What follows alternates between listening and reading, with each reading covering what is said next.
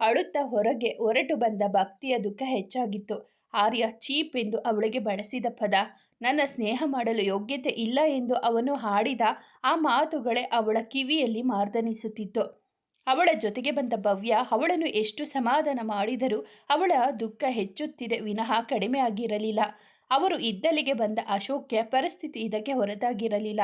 ಅವನು ಆರ್ಯಯಿಂದ ಎಂದು ಈ ನಡೆಯನ್ನು ಕಲ್ಪಿಸಿಕೊಂಡಿರಲಿಲ್ಲ. ಭಕ್ತಿಯ ಅಳು ಅವನನ್ನು ಮತ್ತಷ್ಟು ನೋಯಿಸಿತು. ಇವಳ ಈ ನೋವಿಗೆ ನಾನೇ ಕಾರಣ ಎಂಬುದು ಅವನಿಗೆ ತುಂಬ ನೋವು ನೀಡಿತ್ತು.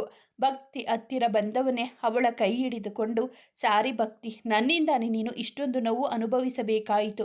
ಸಾರಿ ಕಣೆ, ಪ್ಲೀಸ್ ನನ್ನ ಕ್ಷಮಿಸಿಬಿಡೆ ಎಂದು ಕೇಳುತ್ತಿದ್ದವನ ಕಣ್ಣಿಂದ ನೀರು ಜಾರಿತು. ಇಲ್ಲ ಅಶು, ಇದಕ್ಕೆಲ್ಲ ನೀನು ಯಾಕೆ ಕಾರಣ ಆಗ್ತೀಯ? ಸಾರಿ ಎಲ್ಲ ಕೇಳಬೇಡ ಎಂದು ತನ್ನ ಕಣ್ಣನ್ನು ಒರೆಸುತ್ತಾ ಹೇಳಿದಳು.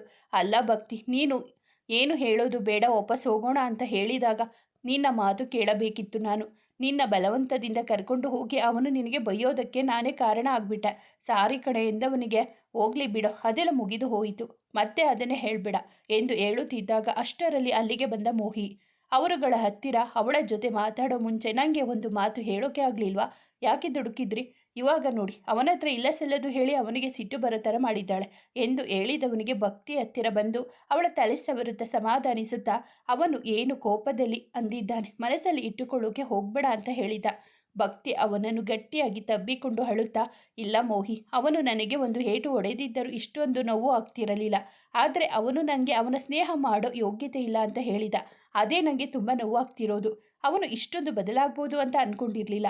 ನಾನು ಎಲ್ಲಿ ದೂರ ಆಗ್ತೀನೋ ಅಂತ ಯಾರ ಪ್ರೀತಿನೂ ಒಪ್ಕೊಳ್ಳೋದಿಕ್ಕೆ ಬಿಡದೇ ಇದ್ದೋನು ಇವತ್ತು ಅವನೇ ದೂರ ಮಾಡಿಬಿಟ್ಟ ಅಂತ ಹೇಳುತ್ತಾ ಅಳುತ್ತಿದ್ದವಳ ಕಣ್ಣೀರು ಮೋಹಿತ್ನ ಎದೆ ಮೇಲಿನ ಅಂಗಿಯನ್ನೇ ನೆನೆಸಿತು. ಪ್ಲೀಸ್ ಭಕ್ತಿ, ಪ್ಲೀಸ್ ಜಾಸ್ತಿ ಅಳಬೇಡ್ವೆ. ಅವನು ಹೇಗೆ ಅಂತ ನಿನಗೆ ಗೊತ್ತು ಅಲ್ವಾ? ಏನೋ ಕೋಪದಲ್ಲಿ ಹೇಳಿದ್ದಾನೆ ಅಷ್ಟೆ. ನೋಡ್ತಿರು, ಇನ್ನು 2 ದಿನ ಅವನೇ ಬಂದು ನಿನ್ನ ಮಾತಾಡಿಸಿ ಸಾರಿ ಕೇಳ್ತಾನೆ. ಅವನು ಹೇಗಾದರೂ ಹೇಳಿರಲಿ, ನಾನಂತೂ ಅವನನ್ನು ಮಾತಾಡ್ಸಲ್ಲ. ನನಗೆ ಅವನ ಸ್ನೇಹ ಮಾಡೋ ಯೋಗ್ಯತೆ ಇಲ್ಲ ಅಂತ ಹೇಳುತ್ತಾನೆ. ಇನ್ಮೇಲೆ ಅವನಿಗೆ ಯಾವ ಸ್ನೇಹನೂ ಇಲ್ಲ. ಪ್ಲೀಸ್, ಮತ್ತೆ ಯಾರು ನನ್ನ ಹತ್ತಿರ ಅವನ ಬಗ್ಗೆ ಆಗಲಿ, ಅವನ ಹತ್ತಿರ ಆಗಲಿ, ನನ್ನ ಬಗ್ಗೆ ಆಗಲಿ ಮಾತಾಡಬೇಡಿ, ನನ್ನ ಮೇಲೆ ಆಣೆ ಅಂತ ಹೇಳಿದ ಭಕ್ತಿ ಮಾತಿಗೆ ಯಾರ ಬಳಿಯೂ ಮಾತಿರಲಿಲ್ಲ. ಕಾಲೇಜಿನಿಂದ ಸ್ವಲ್ಪ ದೂರ ಇದ್ದ ಬಸ್ ಸ್ಟಾಪ್ನ ಹತ್ತಿರ ಬೆಂಚ್ ಮೇಲೆ ಕುಳಿತುಕೊಂಡು ಮಾತನಾಡುತ್ತಿದ್ದವರನ್ನು ನೋಡದೆ ಹೋಗಿದ್ದ ಆರ್ಯ ಸೀದಾ ಮನೆಗೆ ಬಂದು ರೂಮ್ ಒಕ್ಕವನ ಮನದಲ್ಲಿ ದುಃಖ ಮನೆ ಮಾಡಿತ್ತು. ಏನೋ ಒಂದು ಕಳೆದು ಹೋದ ಭಾವ. ಮಂಚಕ್ಕೆ ಹೊರಗೆ ಕುಳಿತವನು ಕಣ್ಣಿಂದ ಕಣ್ಣೀರು ಜಾರುತ್ತಲಿತ್ತು. ರಾತ್ರಿಯಾದರೂ ಹೊರಗೆ ಬರದ ಮಗನನ್ನು ಕರೆಯುತ್ತಾ ಬಂದ ಜ್ಯೋತಿಯವರು ಬಂದು ನೋಡಿದಾಗ ಹಾಗೆ ಕುಳಿತಲೇ ಮಲಗಿದ್ದವನನ್ನು ಕಂಡು ಎದ್ದೇಳಿಸಿದರು. ಊಟ ಬೇಡ ಅಂತ ಹೇಳಿ ಹಾಗೆ ಮಲಗಿದಾಗ ಅವರು ಜಾಸ್ತಿ ಏನು ಕೇಳದೆ ಸರಿ ಅಂತ ಹೊರಗೆ ಹೋದರು. ಮತ್ತೆ ಅವನ ಯೋಚನೆ ಸಾಗಿತ್ತು ಮತ್ತು ತನ್ನ ಸ್ನೇಹಿತರ ಇಷ್ಟು ದಿನದ ಒಡನಾಟ ನೆನೆಯುತ್ತಾ ಮಲಗಿದ್ದವನಿಗೆ ನಿದ್ದೆ ದೂರದ ಮಾತಾಗಿತ್ತು. ಈ ಕಡೆ ಅಶೋಕ್ ಕತೆ ಇದೇ ಆಗಿತ್ತು. ಅವನು ನನ್ನಿಂದಾಗಿ ಭಕ್ತಿ ಆರ್ಯನಿಂದ ಬಯಸ್ಕೊಂಡ್ಳು, ಕಣ್ಣೀರು ಹಾಕುವಂತೆ ಆಯಿತು ಎಂಬುವುದೇ ಮನದಲ್ಲಿ ಹೋಗಿ ಅವನ ನೆಮ್ಮದಿ ಕಿತ್ತುಕೊಂಡಿತ್ತು. ಎಷ್ಟೇ ಒದ್ದಾಡಿದರೂ ನಿದ್ದೆ ಸುಳಿದಿರಲಿಲ್ಲ ಅವನಿಗೆ. ಭವ್ಯ ಬಳಿ ಫೋನಲ್ಲಿ ಮಾತಾಡಿ ಇಟ್ಟು ಕಿಟಕಿಯಿಂದ ಹೊರಗೆ ನೋಡುತ್ತಾ ನಿಂತಿದ್ದವಳ ಕಣ್ಣೀರು ಅವಳ ಅಪ್ಪಣೆ ಇಲ್ಲದೆ ಕೆನ್ನೆ ಜಾರಿ ಹೋಗುತ್ತಿತ್ತು. ಇನ್ನು ಮುಂದೆ ಯಾರನ್ನು ಜಾಸ್ತಿ ಹಚ್ಚಿಕೊಳ್ಳಬಾರದು ಎಂದು ನಿರ್ಧಾರ ಮಾಡಿದವಳೆ ಮಲಗಲು ಹೊರಟಳು. ಎಷ್ಟು ಮಗಲು ಬದಲಿಸಿದರೂ ಬಾರದ ನಿದ್ದೆ ಅವಳಿಗೆ ಬೆಳಗ್ಗೆ ತಲೆನೋವಿನ ಹೊರ ನೀಡಿತು. ಇಂದು ನಡೆದ ಘಟನೆಯನ್ನು ನಿಧಿ ಜೊತೆ ಫೋನಲ್ಲಿ ಮಾತನಾಡುತ್ತಾ ಎಲ್ಲ ವಿವರಣೆ ನೀಡುತ್ತಿದ್ದ ಮೋಹಿತ್. ಕೇಳ್ತಿರೋ, ನನಗೆ ಇಷ್ಟೊಂದು ಬೇಜಾರಾಗ್ತಿದೆ, ಪಾಪ ಭಕ್ತಿ ಅಕ್ಕ, ಅಶೋಕಣ್ಣ ಅಂತ ಅವಳು ಹೇಳಿದಾಗ ಎಲ್ಲರೂ ಅಷ್ಟೇ ಬೇಜಾರಾಗಿದ್ದಾರೆ ಕಣೆ ಅಂತ ಹೇಳಿದ. ಆರ್ಯ ಅಣ್ಣ ಅವಳು ಯಾರನ್ನೋ ಪ್ರೀತಿ ಮಾಡುವ ಬದಲು ಭಕ್ತಿ ಅಕ್ಕನ ಇಷ್ಟಪಟ್ಟಿದ್ರೆ ಇಬ್ಬರ ಜೋಡಿ ಎಷ್ಟು ಚೆನ್ನಾಗಿರೋದು ಅಂತ ನಿಧಿ ಹೇಳಿದಾಗ ನಮ್ಮ ನಡುವೆ ಆ ಥರ ಯಾವತ್ತೂ ಅಭಿಪ್ರಾಯ ಬಂದಿಲ್ಲ, ಬರೋದು ಇಲ್ಲ ಅಂತ ಹೇಳಿ ಅವಳನ್ನು ಸುಮ್ಮನಾಗಿಸಿ ಮಾತು ಮುಗಿಸಿ ಫೋನ್ ಕರೆ ಕಟ್ ಮಾಡಿದ ಮೋಹಿತ್. ಅವನಿಗೂ ನಿಧಿ ಹೇಳಿದ ಮಾತು ಒಮ್ಮೆ ನಿಜ ಆಗಿದ್ದರೆ ಅನಿಸಿತು. ಆದರೆ ಅವರ ನಡುವೆ ಇದರ ಬಗ್ಗೆ ಕಲ್ಪನೆ ಕೂಡ ಇಲ್ಲ ಎಂಬುದು ಅರಿತವನೇ ಈ ವಿಷಯ ಅಲ್ಲಿಗೆ ಬಿಟ್ಟಿದ್ದ. ಅವನಿಗೂ ಇಂದಿನ ಘಟನೆ ನೋವು ನೀಡಿತ್ತು. ಎಲ್ಲ ಬೇಗ ಸರಿಯಾದರೆ ಸಾಕು ಅಂತ ಅಂದ್ಕೊಂಡವನು ಹಾಸಿಗೆ ಮೇಲೆ ಹೊರಳಿದ್ದ. ಜಗಳ ಆಡಿದ ನಂತರ ಮರುದಿನ ಕಾಲೇಜಿನ ಕಡೆ ಬಾರದ ಇಬ್ಬರನ್ನು ನೋಡಲು ಬಂದಿದ್ದರು ಅಶೋಕ್, ಮೋಹಿತ್, ಭವ್ಯ. ಮೊದಲು ಭಕ್ತಿ ಮನೆಗೆ ಹೋದವರು ಅವಳು ತಲೆನೋವು ಎಂದು ಹೇಳಿ ಮಲಗಿರುವುದಾಗಿ ಅವರ ಅಮ್ಮ ಹೇಳಿದಾಗ ರೂಮ್ಗೆ ಹೋದರು. ಅವಳ ತಲೆನೋವಿಗೆ ನಿಜವಾದ ಕಾರಣ ತಿಳಿದಿದ್ದರಿಂದ ಅವರು ಮತ್ತೇನು ಅವಳಲ್ಲಿ ಕೇಳಲಿಲ್ಲ. ತಲೆನೋವು ಅಂತ ಹೇಳಿದೆ ಅಂತಲೇ, ಇವಾಗ ಹೇಗಿದೆ ನೋವು, ಟ್ಯಾಬ್ಲೆಟ್ ತಗೊಂಡ್ಯಾ ಅಂತ ಕೇಳಿದ ಮೋಹಿತ್. ತಗೊಂಡೆ ಕಣೋ, ಇನ್ನು ಸ್ವಲ್ಪ ನೋವು ಇದೆ ಅಂತ ಹೇಳಿದಳು. ರಾತ್ರಿ ಎಲ್ಲ ಹತ್ತಿರ್ತೀಯ, ಅದಕ್ಕೆ ತಲೆನೋವು ಬಂದಿರೋದು ಅಂತ ಹೇಳಿದ ಅಶೋಕ್. ಹಾಗೇನಿಲ್ಲ ಕಣೋ ಅಂತ ಹೇಳಿದ್ದರು. ಅವಳ ಕಣ್ಣು ಹತ್ತಿರೋದು ನಿಜ ಎಂದು ಹೇಳುತ್ತಿತ್ತು. ಅವನು ಕಾಲೇಜಿಗೆ ಬಂದಿರಲಿಲ್ಲ ಕಣೆ. ಅವನು ಬೇಜಾರು ಮಾಡಿಕೊಂಡಿರುತ್ತಾನೆ. ಮೋಹಿತ್ ಹೇಳುತ್ತಿದ್ದಂತೆ ಅವನಿಗೆ ಬೇಜಾರಾಗಿಲ್ಲ. ಏನೂ ಇಲ್ಲ, ಬಂದಿಲ್ಲ ಅಂದರೆ ಹುಡುಗಿ ಜೊತೆಗೆ ಸುತ್ತೋಕೆ ಹೋಗಿರುತ್ತಾನೆ ಬಿಡು. ಭವ್ಯ ಹೇಳಿದಾಗ ಅವನು ಆ ಥರ ಅಲ್ಲ ಭವ್ಯ, ಅವನಿಗೂ ಬೇಜಾರಾಗಿರುತ್ತೆ, ಮನೆಯಲ್ಲಿ ಇರ್ತಾನೆ ಅಷ್ಟೆ ಅಂತ ಹೇಳಿದಳು ಭಕ್ತಿ. ನಿಂಗೆ ಫೋನ್ ಮಾಡಿದರೆ ಸ್ವಿಚ್ ಆಫ್ ಅಂತ ಬರ್ತಿದೆ ಕಣೆ ಅಂತ ಅಶು ಹೇಳಿದಾಗ ಫೋನ್ ನೋಡಿಲ್ಲ ಕಣೋ ಅಂದಳು. ನನ್ನ ಮೇಲೆ ಬೇಜಾರಾಗಿದ್ದರೆ ಸಮಾಧಾನ ಆಗೋವರೆಗೂ ಹೊಡೆದು ಬಿಡೆ ಪ್ಲೀಸ್, ನನ್ನ ಮಾತಾಡ್ಸೋದು ಬಿಟ್ಟು ಬೇಡ ಕಣೆ ಅಶು ಹೇಳಿದಾಗ.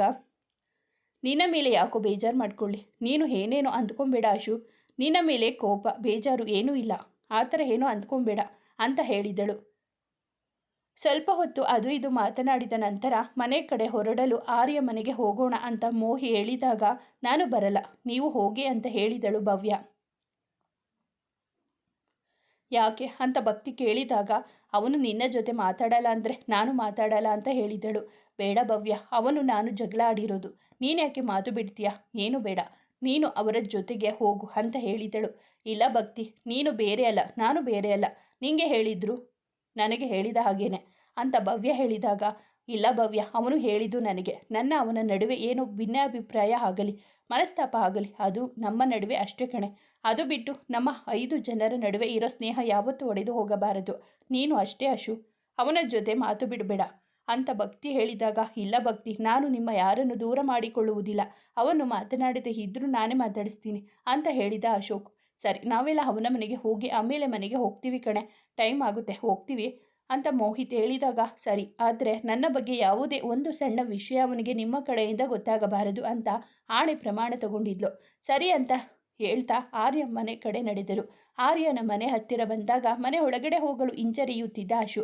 ಮೋಹಿ ಎಷ್ಟು ಕರೆದರೂ ಅವನಿಗೆ ನಾನು ಬರೋದು ಇಷ್ಟ ಆಗುತ್ತೋ ಇಲ್ಲವೋ, ನೀವು ಹೋಗಿ, ನಾನು ಇಲ್ಲೇ ಇರ್ತೀನಿ ಅಂತ ಹೇಳಿದಾಗ ಎಲ್ಲರಿಗೂ ಒಂದು ತೆರನಾದ ಸಂಕಟವಾಯಿತು.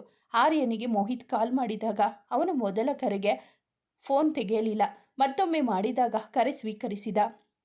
ಹಲೋ ಆರ್ಯ, ಎಲ್ಲಿದ್ದೀಯಾ ಅಂತ ಮೋಹಿತ್ ಕೇಳಿದ. ಮನೆಯಲ್ಲಿ ಕಣೋ, ಮಲ್ಕೊಂಡಿದ್ದೆ, ಯಾಕೋ ತಲೆನೋಯ್ತಿತ್ತು ಅಂತ ಹೇಳಿದ. ಇವನು ಅದೇ ಥರ ಹೇಳ್ತಿದ್ದಾನೆ, ಇಬ್ಬರು ಒಂದೇ ಅಂತ ಅಂದ್ಕೊಂಡವನೇ, ಅದು ನಿಮ್ಮ ಮನೆ ಮುಂದೆ ಇದ್ದೀವಿ ಅಂತ ನಿಧಾನಕ್ಕೆ ಹೇಳಿದಾಗ, ಬನ್ರೋ ಮನೆ ಒಳಗೆ ಅಂತ ಹೇಳಿದ ಆರ್ಯ. ಅವನಿಗೆ ಒಂದು ತರಹ ಖುಷಿ ಆಯಿತು. ಎಲ್ಲರೂ ಬಂದಿದ್ದಾರೆ ಅಂದರೆ ಭಕ್ತಿ ಬಂದಿದ್ದಾಳೆ ಅನಿಸುತ್ತೆ, ಅವಳೇ ಸೋತು ಮಾತಾಡ್ಸಿದ್ರೆ ಖಂಡಿತ ಮಾತಾಡೋಣ ಅಂತ ಅಂದ್ಕೊಂಡವನ ಮುಖ ಅರಳಿತು. ಅದು ಅಶೋಕ್ ಒಳಗೆ ಬರೋದ ಬೇಡವಾ ಅಂತ ಗೇಟ್ ಹತ್ರ ಇದ್ದಾನೆ ಅಂತ ಹೇಳಿದಾಗ, ಯಾಕಂತೆ ಅಂತ ಕೇಳಿದ ಆರ್ಯ. ನೀನು ಮಾತಾಡ್ಸಲ್ಲ, ನಿಂಗೆ ಇಷ್ಟ ಆಗಲ್ಲ ಅಂತ ಬರೋಕೆ ಹಿಂದೇಟು ಹಾಕ್ತಿದ್ದಾನೆ ಅಂತ ಮೋಹಿತ್ ಹೇಳುತ್ತಿದ್ದ ಹಾಗೆ ಕಾಲ್ ಕಟ್ ಮಾಡಿದ ಆರ್ಯ. ಕಾಲ್ ಕಟ್ ಮಾಡಿದವನೇ ರೂಮ್ನಲ್ಲಿ ನಿಲ್ಲದೆ ಹೊರಗೆ ಓಡಿದ ಆರ್ಯ. ಅವನು ಓಡಿದ್ದು ನೋಡಿ ಯಾಕೋ ಏನಾಯಿತು ಅಂತ ಅವನ ಅಮ್ಮ ಎಷ್ಟು ಕೇಳಿದರೂ ಹೇಳದೆ ಅವರು ಇದ್ದಲ್ಲಿ ಹೋಗಿದ್ದ. ಅವನು ಬಂದಿದ್ದು ನೋಡಿ ಮುಖ ಮುಖ ನೋಡುತ್ತಾ ನಿಂತಿದ್ದ ಅಶೋಕ್ನನ್ನು ತಬ್ಬಿಕೊಂಡವನೇ, ನಾನು ನಿನ್ನ ಕಣ್ಣಿಗೆ ಅಷ್ಟೊಂದು ಕೆಟ್ಟವನ ಥರ ಕಾಣ್ತಿದ್ದೀನೇನೋ, ನಿಂಗೆ ಗೊತ್ತಿಲ್ವಾ, ನನಗೆ ಗೊತ್ತಾಗಲ್ಲ ಅಂತ ಹೇಳಿದಾಗ, ಅಲ್ಲ ಆರ್ಯ, ನೀನು ನನ್ನ ಮೇಲೆ ಬೇಜಾರಾಗಿದ್ಯಾ ಅಂತ. ಬೇಜಾರು ಕೋಪ ಏನೇ ಇದ್ರೂ ಅದು ಸ್ವಲ್ಪ ಹೊತ್ತು ಅಷ್ಟೇ ಕಣೋ, ನೀನು ನನ್ನ ಫ್ರೆಂಡ್ಸ್ ಕಣೋ ಅಂತ ಹೇಳಿದಾಗ ಅಲ್ಲಿದ್ದ 4ರಲ್ಲೂ ಒಂದು ಸಣ್ಣ ನಗೆ ಮೂಡಿತು. ಹೊರಗಡೆ ನಿಂತು ಮಾತನಾಡುತ್ತಿದ್ದವರನ್ನು, ಅಲ್ಲಿ ಯಾಕೆ ನಿಂತಿದ್ದೀರಾ, ಒಳಗೆ ಬನ್ನಿ ಅಂತ ಜ್ಯೋತಿ ಕರೆದಾಗ ಎಲ್ಲರೂ ಒಳಗೆ ಬಂದು ಕುಳಿತರು. ಇವನು ನಿನ್ನೆ ರಾತ್ರಿ ಊಟನೇ ಮಾಡಿಲ್ಲ, ಬೆಳಗ್ಗೆನೋ ತಲೆನೋವು ಅಂತ ಸರಿಯಾಗಿ ತಿಂಡಿ ತಿಂದಿಲ್ಲ, ಎಲ್ಲ ಮಾತಾಡ್ತಾ ಇರಿ, ಏನಾದರೂ ತಿಂಡಿ ಮಾಡಿಕೊಂಡು ಬರ್ತೀನಿ ಅಂತ ಹೇಳಿ ಹೋದರು ಜ್ಯೋತಿ. ಎಲ್ಲರನ್ನು ನೋಡಿದವನಿಗೆ ಭಕ್ತಿ ಬರದೆ ಇದ್ದಿದ್ದು ಸ್ವಲ್ಪ ಬೇಸರವಾದರೂ ಅವಳು ಇಷ್ಟು ಬೇಗ ಸೋಲೋದಿಲ್ಲ, ನಾನು ಅಷ್ಟೇ, ಅವಳಾಗೆ ಬಂದು ಮಾತನಾಡಿಸುವವರೆಗೂ ಮಾತಾಡಲ್ಲ ಅಂತ ಮನಸ್ಸಲ್ಲಿ ಅಂದುಕೊಂಡ. ಮತ್ತೆ ಯಾಕೋ ಬಂದಿಲ್ಲ ಕಾಲೇಜಿಗೆ ಅಂತ ಮೋಹಿ ಕೇಳಿದಾಗ, ಸ್ವಲ್ಪ ತಲೆನೋವು ಕಣೋ, ಅದಕ್ಕೆ ಬರಲಿಲ್ವಾ? ಹೌದಾ, ಟ್ಯಾಬ್ಲೆಟ್ ತಗೋಬೇಕಿತ್ತು. ಇಲ್ಲ ಕಣೋ, ಇವಾಗ ಪರವಾಗಿಲ್ಲ, ಸ್ವಲ್ಪ ಕಡಿಮೆ ಆಗಿದೆ ಅಂದವನೇ ಭವ್ಯ ಕಡೆ ನೋಡಿದಾಗ ಅವಳ ಮುಖ ಇನ್ನು ಕೋಪದಲ್ಲಿ ಇರುವಂತೆ ಕಾಣಿಸಿತು. ಅವಳು ಅವನ ಕಡೆ ನೋಡಿ, ನಮ್ಮ ಗೆಳೆತನ ಯಾವತ್ತೂ ಮುರಿದು ಹೋಗಬಾರದು ಅಂತ ಬಂದಿದ್ದೀನಿ ಅಷ್ಟೇ, ನಿನ್ನ ಮೇಲಿನ ಕೋಪ ಹಾಗೇ ಇದೆ ಅಂತ ಹೇಳಿ ಸುಮ್ಮನೆ ಕುಳಿತವಳನ್ನು ನೋಡಿ ಅವನು ಏನೂ ಹೇಳದೆ ಸುಮ್ಮನಾದ. ತಿಂಡಿ ತಿಂದು ಎಲ್ಲ ಮನೆ ಕಡೆ ನಡೆಯುವಾಗ ಆರ್ಯ ಮತ್ತೊಮ್ಮೆ ಅಶೋಕ್ ಮತ್ತು ಮೋಹಿತ್ನನ್ನು ತಬ್ಬಿಕೊಂಡಿದ್ದ. ಸ್ವಲ್ಪ ಸಮಾಧಾನ ಸಿಕ್ಕಿತ್ತು ಅವರಿಗೆಲ್ಲ. ಎಂದಿನಂತೆ ಮತ್ತೆ ಕಾಲೇಜ್ ಕಡೆ ಮುಖ ಮಾಡಿದರು. ಮೊದಲಿನಂತೆ ಅವರ ಮಧ್ಯೆ ಇದ್ದ ಸ್ನೇಹ ಇವಾಗ ಇರಲಿಲ್ಲ. 5 ಜನ ಒಟ್ಟಿಗೆ ಇದ್ದರೂ ಮಾತು ನಗು ಪೂರ ಕಡಿಮೆಯಾಗಿತ್ತು. ಯಾವಾಗಲೂ ಭಕ್ತಿ ಭವ್ಯ ಇಬ್ಬರನ್ನು ರೇಗಿಸುತ್ತಾ ನಗಿಸುತ್ತಾ ಇರುತ್ತಿದ್ದ ಆರ್ಯ ಅವರ ಮಾತುಗಳ ನಡುವೆ ಅವನ ಇರುವು ಇಲ್ಲದಂತೆ ಇರುತ್ತಿದ್ದ. ಸ್ನೇಹ ಜೊತೆ ಮೊದಲಿನಂತೆ ಇದ್ದರೂ ಅವಳ ಜೊತೆ ಓಡಾಟ ಸುತ್ತಾಟ ಮಾತು ಎಲ್ಲ ಕಡಿಮೆ ಆಗಿತ್ತು. ಅವಳು ಕೇಳಿದಾಗ ಪರೀಕ್ಷೆಗಳ ನೆಪ ತೋರಿಸುತ್ತಿದ್ದ. ಅವಳು ಜಾಸ್ತಿ ಕೇಳದೆ ತನ್ನ ಪಾಡಿಗೆ ಇರುತ್ತಿದ್ದಳು. ಕಾಲೇಜಿನ ಕೊನೆಯ ದಿನ ಎಲ್ಲರೂ ಮತ್ತೆ ಎಕ್ಸಾಮ್ನಲ್ಲಿ ಮೀಟ್ ಮಾಡೋಣ ಅಂತ ಹೇಳಿ ಸ್ನೇಹಿತರ ನೆನಪುಗಳನ್ನು ಜೊತೆಗೆ ಫೋಟೋಗಳನ್ನು ತೆಗೆದುಕೊಂಡು ಕಾಲೇಜಿಗೆ ಒಂದು ನಮಸ್ಕಾರ ಹೇಳಿ ಹೋಗುತ್ತಿದ್ದರು. ಈ ಐವರು ಎಲ್ಲ ಮುಗಿಸಿಕೊಂಡು ಹೊರಗೆ ಬಂದು ನಿಂತಾಗ ಇಷ್ಟು ದಿನದ ನಗು ತಮಾಷೆ ಹರಟೆ class bunk canteen exam tension ಎಲ್ಲ ಕಳೆದುಕೊಳ್ಳುತ್ತಿರುವ ನೋವು ಎಲ್ಲರ ಮನಸ್ಸಲ್ಲಿ ಮನೆ ಮಾಡಿತು. ಎಲ್ಲರೂ ಹೋದರು. ಇನ್ನು ಕಾಲೇಜ್ ಲೈಫ್ ಮತ್ತೆ ಸಿಗೋದೇ ಇಲ್ಲ ನಮಗೆ ಅಂತ ಹೇಳಿದ ಅಶೋಕ್. ಹೌದು, ಆದರೆ ಇಷ್ಟು ವರ್ಷದ ನೆನಪಿನ ಬುತ್ತಿ ಏನು ಕಡಿಮೆ ಇಲ್ಲ ಅಂತ ಮೋಹಿತ್ ಹೇಳಿದಾಗ ಎಲ್ಲರಿಗೂ ಮೊದಲಿನ ದಿನದಿಂದ ಇಲ್ಲಿಯವರೆಗೆ ನಡೆದ ಪ್ರತಿಯೊಂದು ಘಟನೆಗಳು ಎಲ್ಲರ ಕಣ್ಣ ಮುಂದೆ ಬಂದು ನಿಂತಿದ್ದವು. ಅದು ಜೀವನ ಪರ್ಯಂತ ಇರುವಂಥ ನೆನಪು. ಅಶೋಕ್, ಮೋಹಿತ್, ಭವ್ಯ ಎಕ್ಸಾಮ್ಗೆ ಆಲ್ ದಿ ಬೆಸ್ಟ್, ಚೆನ್ನಾಗಿ ಓದ್ಕೊಂಡು ಬನ್ನಿ, ನಾನು ಹೋಗ್ತೀನಿ ಅಂತ ಹೇಳಿದ ಭಕ್ತಿಯನ್ನು ಕಿರುಗಣ್ಣಿನಲ್ಲಿ ನೋಡಿದ ಆರ್ಯ. ಸರಿ ಕಣೆ, ಹುಷಾರಾಗಿ ಹೋಗು ಅಂತ ಹೇಳಿದಾಗ ಓಕೆ ಬಾಯ್ ಅಂತ ಹೇಳಿ ಹೊರಟಳು. ಆರ್ಯ ಕಡೆಗೆ ಒಂದು ಸಣ್ಣ ನೋಟವನ್ನು ಬೀರದೆ ನಡೆದಳು. ಅವಳು ಹೋದ ಕಡೆ ನೋಡುತ್ತಾ ನಿಂತಿದ್ದವನಿಗೆ ನಾವು ಹೋಗೋಣ ಅಂತ ಮೋಹಿತ್ ಹೇಳಿದಾಗ ಎಚ್ಚೆತ್ತ ಆರ್ಯ ಸರಿ ಅಂತ ಅವರು ಎಲ್ಲರೂ ಒಬ್ಬರಿಗೆ ಒಬ್ಬರು ವಿಶ್ ಮಾಡಿ ಮನೆ ಕಡೆ ಹೋದರು. ಜೀವನದಲ್ಲಿ ಯಾರು ಹೇಗೆ ಎಲ್ಲಿ ಪರಿಚಯ ಆಗ್ತಾರೆ ಅಂತ ಯಾರಿಗೂ ಗೊತ್ತಿರುವುದಿಲ್ಲ. ಒಬ್ಬರ ಪರಿಚಯಕ್ಕೆ ಏನಾದರೂ ಕಾರಣ ಇದ್ದೇ ಇರುತ್ತದೆ ಅಂತ ಹೇಳುತ್ತಾರೆ. ಮನುಷ್ಯ ಸ್ನೇಹಜೀವಿ. ಸಂಬಂಧಿಗಳು, ಸ್ನೇಹಿತರು, ಪ್ರೀತಿ ಮಾಡೋರು ಇಲ್ಲದೆ ಒಬ್ಬಂಟಿಯಾಗಿ ಬದುಕಲು ಸಾಧ್ಯವಿಲ್ಲ. ಆದರೆ ನಮಗೆ ಎಂಥವರ ಸ್ನೇಹ ಮುಖ್ಯ, ನಮ್ಮ ಜೀವನದಲ್ಲಿ ಯಾರು ಮುಖ್ಯ ಅಂತ ಮೊದಲು ಅರ್ಥ ಮಾಡಿಕೊಳ್ಳಬೇಕು. ಒಂದನ್ನು ಪಡೆದುಕೊಳ್ಳುವುದಕ್ಕೆ ಹೋಗಿ ಮತ್ತೊಂದನ್ನು ಕಳೆದುಕೊಳ್ಳಬಾರದು. ಸರಿಯಾದ ವ್ಯಕ್ತಿಯನ್ನು ಆರಿಸಿಕೊಂಡಾಗ ಜೀವನ ಉತ್ತಮವಾಗಿರುತ್ತದೆ. ಹಾಗೆ ಸಿಕ್ಕಿರುವ ಸಂಬಂಧಗಳಿಗೆ ಬೆಲೆ ಕೊಟ್ಟು ಸಂದರ್ಭವನ್ನು ಅರ್ಥ ಮಾಡಿಕೊಂಡು ನಡೆಯಬೇಕು. ಕೋಪದ ಕೈಗೆ ಬುದ್ಧಿ ಕೊಟ್ಟು ದುಡುಕಿದರೆ ನಮ್ಮ ಜೀವನವನ್ನು ನಾವೇ ಹಾಳು ಮಾಡಿಕೊಂಡಂತೆ ಆಗುತ್ತದೆ. ಇದಕ್ಕೆ ನಮ್ಮ ಆರ್ಯ ಉತ್ತಮ ಉದಾಹರಣೆಯಾಗಿದ್ದ. ಎಕ್ಸಾಮ್ಗಳ ನಡುವೆ ಇವರುಗಳು ಭೇಟಿಯಾಗಲು ಸಮಯ ಸಿಕ್ಕಿದ್ದು ಕಡಿಮೆನೆ. ಸಮಯದ ವ್ಯತ್ಯಾಸದಿಂದ ಅವರು ಒಬ್ಬರಿಗೊಬ್ಬರು ಮಾತನಾಡಲು ಆಗುತ್ತಿರಲಿಲ್ಲ. ಎಲ್ಲರೂ ಮತ್ತೆ ಭೇಟಿಯಾಗಿದ್ದು ಎಕ್ಸಾಮ್ ಮುಗಿದ ನಂತರ ಇದ್ದ ಅಶೋಕ್ ಅಣ್ಣನ ಮದುವೆಯಲ್ಲಿ. ಅಶೋಕ್ ಅಣ್ಣನ ಮದುವೆಗೆ ಹೊರಡಲು ರೆಡಿಯಾಗಿ ಕೆಳಗೆ ಬಂದ ಆರ್ಯ ಅವನ ಅಮ್ಮನನ್ನು ಕರೆದಾಗ ರೆಡಿಯಾಗಿ ಬಂದರು ಜ್ಯೋತಿ. ಏನೋ ಇದು, ಈ ಬಣ್ಣದ್ದು ಹಾಕೊಂಡಿದ್ದೀಯಾ? ಇದೇ ಕಣಮ್ಮ ಅಶೋಕ್ ಕೊಡಿಸಿರೋದು, ಎಲ್ಲರಿಗೂ ಒಂದೇ ಕಲರ್. ಹೌದಾ, ನಡಿ, ನಿಮ್ಮ ಅಪ್ಪ ಅಣ್ಣ ಆಮೇಲೆ ಅಲ್ಲಿಗೆ ಬರ್ತಾರೆ, ನಾವು ಹೋಗೋಣ ಅಂತ ಹೇಳುತ್ತಾ ಮದುವೆ ಮನೆ ಕಡೆ ನಡೆದರು. ಮದುವೆ ಛತ್ರದ ಎದುರು ಬಂದು ಬೈಕ್ ನಿಲ್ಲಿಸಿ ಅಮ್ಮನ ಜೊತೆ ಬರುತ್ತಿದ್ದ ಆರ್ಯ ಸ್ನೇಹ ಫೋನ್ ಬಂದಿದ್ದಕ್ಕೆ ಸೈಡ್ನಲ್ಲಿ ಬಂದು ನಿಂತು ಮಾತನಾಡುತ್ತಿರುವಾಗ ಜ್ಯೋತಿ ಅವರು ಒಳಗೆ ಹೋದರು. ಅವರ ಹಿಂದೆ ಕೆಲವೇ ನಿಮಿಷಗಳ ಅಂತರದಲ್ಲಿ ಬಂದವನು ಅವನ ಅಮ್ಮನ ಜೊತೆ ಮಾತನಾಡುತ್ತಾ ನಿಂತಿದ್ದ ಭಕ್ತಿ ಹಾಗೂ ಭವ್ಯನನ್ನು ಬಿಟ್ಟ ಕಣ್ಣು ಬಿಟ್ಟಂತೆ ನೋಡುತ್ತಾ ನಿಂತಿದ್ದ. ಅವನು ಅವರ ಪಕ್ಕದಲ್ಲಿ ಬಂದಾಗ ಅವನನ್ನು ನೋಡಿದ ಭವ್ಯ ಅವನು ಭಕ್ತಿಯನ್ನೇ ನೋಡುತ್ತಿದ್ದುದು ನೋಡಿ ಅವನಿಗೆ ಕೈಯಿಂದ ತಿವಿದಳು. ಅವನು ಏನು ಎಂಬಂತೆ ಭವ್ಯನನ್ನು ನೋಡಿದ ಸಾಕು, ಹೋಗಿ ಸಾರಿ ಕೇಳಿ ಮಾತಾಡ್ಸೋ ಅಂತ ಮೆಲ್ಲಗೆ ಅವನ ಕಿವಿಯಲ್ಲಿ ಹೇಳಿದಾಗ ಹೋಗೆ ಅಂತ ಹೇಳಿ ಮಾತಾಡ್ತಿದ್ದವರನ್ನು ತಳ್ಳಿಕೊಂಡೇ ಮುಂದೆ ಹೋಗಿದ್ದ. ನೋಡ್ಕೊಂಡು ಹೋಗೋ ಆರ್ಯ ಅಂತ ಅವರ ಅಮ್ಮ ಹೇಳಿದಾಗ ಕುರ್ಚಿ ಮೇಲೆ ಕೂತ್ಕೊಂಡು ರಾತ್ರಿ ಎಲ್ಲ ಮಾತಾಡಿ ಓಡಾಡೋ ದಾರಿ ಮಧ್ಯೆ ಎಲ್ಲ ಮಾತಾಡೋದು ಅಂತ ಹೇಳುತ್ತಾ ಹೋದನು. ಅವನು ಹೇಳೋದು ಸರಿ ಇದೆ ಬಾ ಪುಟ್ಟ, ಹೋಗಿ ಎಲ್ಲರನ್ನು ಮಾತಾಡ್ಸೋಣ ಅಂತ ನಡೆದರು. ಮದುವೆ ಮನೆ ತುಂಬ ಓಡಾಡುತ್ತಾ ಸ್ನೇಹಿತರನ್ನು, ಪರಿಚಯದವರನ್ನು, ಮೋಹಿತ್ ಅಪ್ಪ ಅಮ್ಮ ತಂಗಿ ಭವ್ಯ ಫ್ಯಾಮಿಲಿ ಎಲ್ಲವನ್ನು ಮಾತನಾಡಿಸುತ್ತಿದ್ದವಳನ್ನು ನೋಡಿಯೂ ನೋಡದಂತೆ ನೋಡುತ್ತಾ ಅವಳನ್ನೇ ಕಣ್ಣು ತುಂಬಿಸಿಕೊಳ್ಳುತ್ತಿದ್ದ ಆರ್ಯ. ಅವನಿಗೆ ಅವಳೆಂದರೆ ಅದೇನೋ ವಿಶೇಷವಾದ ಪ್ರೀತಿ, ಅದೇನೋ ಭಾವ. ಅವಳೊಡನೆ ಮಾತು, ನಗು, ಅವಳ ಹುಸಿಕೋಪ ಎಲ್ಲವೂ ಅವನಿಗೆ ತುಂಬ ಪ್ರಿಯವಾದವು. ಈ ಸಮಯದಲ್ಲಿ ಎಲ್ಲ ಸರಿ ಇದ್ದಿದ್ದರೆ ಅವಳ ಜೊತೆಗೆ ಇವನ ಹೆಜ್ಜೆಗಳು ಇರುತ್ತಿದ್ದವು. ಆದರೆ ಅವನ ಕೋಪ, ಅಹಂ ಅವನನ್ನು ಅದೆಲ್ಲದರಿಂದ ಬಂಧಿಸಿ ಇಟ್ಟಿತು. ಅವಳೊಡನೆ ಮಾತನಾಡುವ ಹಂಬಲ, ಅವಳೇ ಸೋತು ಬರಲಿ ಎಂಬ ಆಸೆ. ಆದರೆ ಯಾವುದೂ ಆಗ್ತಿರಲಿಲ್ಲ. ಅವಳು ಸ್ಟೇಜ್ ಮೇಲಿಂದ ಬರುವಾಗ ಎದುರಿಗೆ ಸ್ಟೇಜ್ ಕಡೆ ಹೋಗಲು ಬಂದ ಅಭಿ ಅವಳೊಡನೆ ನಗುತ್ತಾ ಮಾತನಾಡುತ್ತಾ ಕೆಲವು ನಿಮಿಷ ನಿಂತನು. ಅದನ್ನು ಜ್ಯೋತಿ ಅವರ 2 ಜೋಡಿ ಕಣ್ಣುಗಳು ಸೆರೆ ಹಿಡಿದಿದ್ದವು. ಮಾತಾಡಿ ಕೆಳಗೆ ಬಂದವಳನ್ನು ಜ್ಯೋತಿ ಅವರು ಮನೆಗೆ ಹೋಗ್ತೀರಾ ಇಲ್ವಾ ಅಂತ ಕೇಳಿದಾಗ ಹೋಗ್ತೀವಿ ಆಂಟಿ, ಮೋಹಿತ್ ಮನೆ ಇಲ್ಲೇ ಹತ್ತಿರ ಆಗುತ್ತೆ, ಅವರ ಮನೆಗೆ ಹೋಗ್ತೀವಿ, ಮಾರ್ನಿಂಗ್ ರೆಡಿಯಾಗಿ ಬರೋಕೆ ಟೈಮ್ ಆಗುತ್ತೆ ಅಂತ ಹೇಳಿದಾಗ ನಮ್ಮ ಮನೆಗೆ ಹೋಗೋಣ ಬನ್ನಿ, ಅಭಿ ಕಾರ್ ತಂದಿದ್ದಾನೆ ಅಂತ ಕರೆದರು. ಇಲ್ಲ ಆಂಟಿ, ಅಲ್ಲಿಗೆ ಹೋಗ್ತೀವಿ ಬಿಡಿ ಅಂತ ನಯವಾಗಿ ನಿರಾಕರಿಸಿದಳು. ಅವಳು ಬರದೇ ಇದ್ದಿದ್ದು ಆರ್ಯನಿಗೆ ಬೇಸರ ಆಗಿತ್ತು. ಆದರೂ ಏನು ಮಾತನಾಡದೇ ಇದ್ದ. ಸರಿ ಅಂತ ಎಲ್ಲ ಫ್ಯಾಮಿಲಿಗಳು ಬೆಳಗ್ಗೆ ಬರುವುದಾಗಿ ತಿಳಿಸಿ ಮನೆ ಕಡೆ ಹೋದರೆ ಇವರು ಸ್ನೇಹಿತರು ಊಟ ಮುಗಿಸಿ ಸೆಲ್ಫಿ ಗ್ರೂಪ್ ಫೋಟೋ ತೆಗೆಸಿಕೊಂಡರು. ಸ್ವಲ್ಪ ಹೊತ್ತು ಹರಟೆ ಹೊಡೆಯುತ್ತಾ ಕುಳಿತುಕೊಂಡರು. ಭಕ್ತಿ ಎಲ್ಲರೊಡನೆ ನಗುತ್ತಾ ಮಾತಾಡೋದು ನೋಡುತ್ತಿದ್ದವನಿಗೆ ಅವಳ ಜೊತೆ ಮಾತು ಬಿಟ್ಟು ತಪ್ಪು ಮಾಡಿದೆ ಎನಿಸುತ್ತಿತ್ತು. ಅವಳೆಂದರೆ ಅವನಿಗೆ ತಿಳಿಯದ ಒಂದು ಸವಿನಯ ಭಾವ. ಅವಳ ಮೌನ ಇವನಿಗೆ ಅರಗಿಸಿಕೊಳ್ಳಲಾಗದ ವಿಷಯ. ಸ್ವಲ್ಪ ಹೊತ್ತು ಅವರ ಜೊತೆ ಇದ್ದವನು ಮೋಹಿತ್ ಅಶೋಕ್ಗೆ ಹೇಳಿ ಮನೆ ಕಡೆ ನಡೆದಿದ್ದ. ಇವರುಗಳ ಮಾತು ಇನ್ನೂ ಮುಂದುವರೆದಿತ್ತು. ಮೊದಲಿಂದಲೂ ಎಲ್ಲರೂ ಫ್ಯಾಮಿಲಿಗಳು ಪರಿಚಯವಿದ್ದ ಕಾರಣ ಎಲ್ಲರನ್ನು ಮದುವೆಗೆ ಆಹ್ವಾನ ಇಟ್ಟಿದ್ದರು ಅಶೋಕ್ ಫ್ಯಾಮಿಲಿ. ಅದರಂತೆ ಬೆಳಗ್ಗೆ ಮುಹೂರ್ತಕ್ಕೆ ನಿಧಿ ಅವರ ಫ್ಯಾಮಿಲಿ ಹಾಗೂ ಧೃತಿ ಅವರ ಫ್ಯಾಮಿಲಿ ಬರುವುದರಲ್ಲಿ ಇದ್ದರು. ಬೆಳಗ್ಗೆ ಎದ್ದು ಆರ್ಯ ಅವನ ಅಮ್ಮನ ಜೊತೆ ಧೃತಿ ಹಾಗೂ ಅವನ ಅತ್ತೆ ಜೊತೆ ಮದುವೆಗೆ ಬಂದಿದ್ದ. ಮೋಹಿತ್ ಬೆಳಗ್ಗೆ ಮನೆಗೆ ಹೋದವನು ರೆಡಿಯಾಗಿ ಅವರ ಅಮ್ಮನಿಗೆ ನಿಧಿಯನ್ನು ಕರೆದುಕೊಂಡು ಬರುವಂತೆ ಹೇಳಿ ಬಂದಿದ್ದ. ಮದುವೆ ಮನೆಯಲ್ಲಿ ಬ್ಯುಸಿ ಇದ್ದ ಅಶೋಕ್ ಆ ಕಡೆ ಈ ಕಡೆ ಓಡಾಡುತ್ತಾ ಇದ್ದವನನ್ನು ತಡೆದ ಆರ್ಯ. ಎಲ್ಲೋ ಯಾರೂ ಕಾಣ್ತಿಲ್ಲ ಅಂತ ಕೇಳಿದಾಗ ಮದುವೆ ಮನೆಯನ್ನು ಸುತ್ತಲೂ ನೋಡಿದ ಅಶೋಕ್. ಇಷ್ಟೊಂದು ಜನ ಇದ್ದಾರೆ, ಇನ್ನೂ ಎಷ್ಟು ಜನ ಇರಬೇಕಿತ್ತೋ, ಇನ್ನೂ ಆಮೇಲೆ ಬರಬಹುದು ಅಂತ ಹೇಳಿದ. ಅವನ ಮಾತಿಗೆ ಅರ್ಥ ತಿಳಿಯದೆ ನಾನು ಹೇಳಿದ್ದು ಜನ ಅಲ್ಲ, ನಮ್ಮ ಗ್ರೂಪ್ನ ಅಂತ ಕೇಳಿದಾಗ ಅವನ ಮುಖವನ್ನು ನೋಡುತ್ತಾ ಅವರೆಲ್ಲ ರೆಡಿ ಆಗೋಕೆ ಹೋಗಿದ್ದಾರೆ ಕಣೋ ಅಂತ ಹೇಳಿದ. ಮೋಹಿತ್ ಹೊರಗಡೆ ಇದ್ದಾನೆ, ಏನೋ ತಗೊಂಡು ಬರಬೇಕು ಅಂತಿದ್ದ. ಆರ್ಯ ಅವನು ಎದುರು ನೋಡುತ್ತಿದ್ದ ಉತ್ತರಕ್ಕೆ ಮತ್ತೆ ಕೇಳಿದಾಗ ನಾನೇ ಹೇಳಿದ್ದೆ ತಗೊಂಡು ಬರೋಕೆ, ಸ್ವಲ್ಪ ಕೆಲಸ ಇದೆ ಬಾ ಹೋಗೋಣ ಅಂತ ಹೇಳಿದ ಅಶು.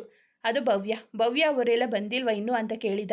ಹೌದು, ಅವರು ಇಲ್ಲೇ ಇದ್ದಾರೆ, ಎಲ್ಲಿಗೂ ಹೋಗಿಲ್ಲ. ರಾತ್ರಿ ಲೇಟಾಯಿತು ಅಂತ ಇಲ್ಲೇ ರೂಮ್ನಲ್ಲಿ ಇದ್ದಾರೆ. ಮೋಸ್ಟ್ಲಿ ಇನ್ನೂ ರೆಡಿ ಆಗ್ತಿರ್ಬೇಕು, ಬಾ ಸ್ವಲ್ಪ ಸಾಮಾನುಗಳು ತಗೊಂಡು ಬರೋದು ಇದೆ, ಹೋಗೋಣ ಅಂತ ಕರೆದುಕೊಂಡು ಹೋಗಿದ್ದ.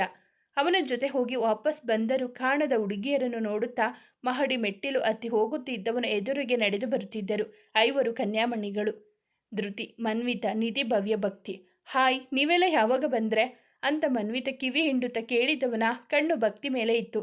ನಾನು ಅತ್ತೆ ಆಗಲೇ ಬಂದ್ವಿ, ನೀನು ಎಲ್ಲಿಗೆ ಹೋಗಿದ್ದೆ ಬಾವ ಅಂತ ಧೃತಿ ಕೇಳಿದಾಗ ನಾನು ಏನೋ ಕೆಲಸ ಇತ್ತು ಅಂತ ಅಶು ಜೊತೆ ಹೋಗಿದ್ದೆ.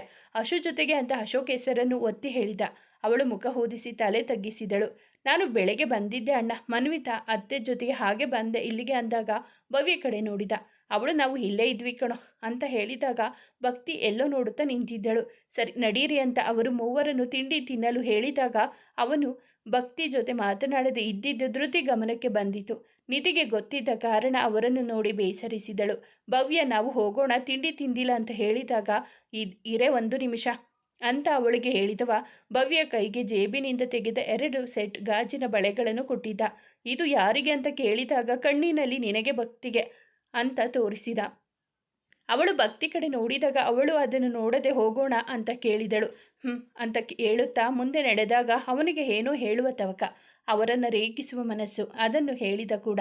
ಭವ್ಯ ಅಂತ ಕೂಗಿ ಕರೆದಿದ್ದ. ಏನು ಎಂಬಂತೆ ಭವ್ಯ ತಿರುಗಿ ನೋಡಿದಳು. ತಲೆ ತಗ್ಗಿಸಿ ನಿಂತಿದ್ದ ಭಕ್ತಿ ಯಾರಾದರೂ ಸುಪಾರಿ ಕೊಟ್ಟಿದ್ದಾರಾ ನಿನ್ನ ಜೊತೆ ಇರೋರಿಗೆ ಅಂತ ಕೇಳಿದ. ಅವರು ಇಬ್ಬರು ಆಶ್ಚರ್ಯದಿಂದ ಮುಖ ನೋಡುತ್ತಾ ಅವನನ್ನು ನೋಡಿದಾಗ ಭವ್ಯ ಏನು ಯಾಕೆ ಎಂದು ಕೇಳಿದಳು.